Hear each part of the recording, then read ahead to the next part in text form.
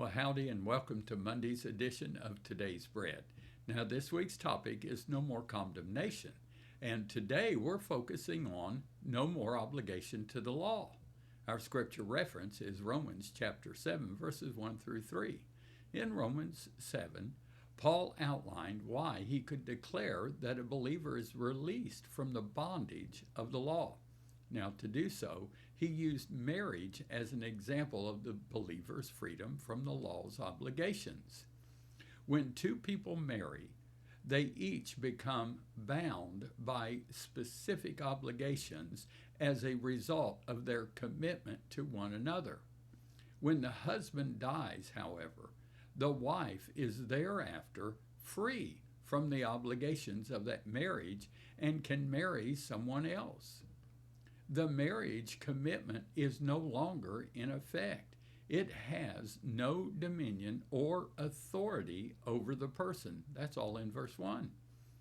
He or she can marry someone else without fear of having violated the marriage covenant. Now, in verse 3, Paul compared the law to the deceased husband presented in the example given in verses 1 and 2.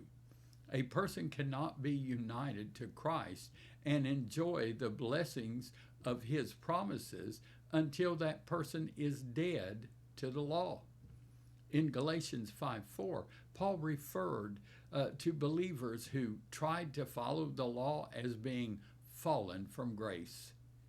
In reference to Paul's example, what has to die in order for us to be wed or united to Christ? Now, as we explore in the last week's bread, okay, we did this last week. Go back and look at it. When Jesus died, we as Christians died with him. We are not subject to the obligations to the law that were formerly required but rendered useless because of Christ. We have been set free from the power of sin, which the law had revealed to us. Now, being dead to sin, to return to it would be a violation of our new relationship. Now, Monday's prayer focus is to pray for religious leaders and congregations to seek God's wisdom above cultural or political pressures. Now, remember, Jesus is coming back soon. Now here's Monday's blessing.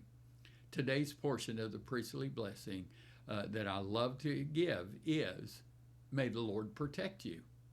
Thank you. Now remember, church is not some place to go. It's a family you belong to. So come be a part of the family. Now until next week, keep breaking bread with the bread of life, Jesus Christ.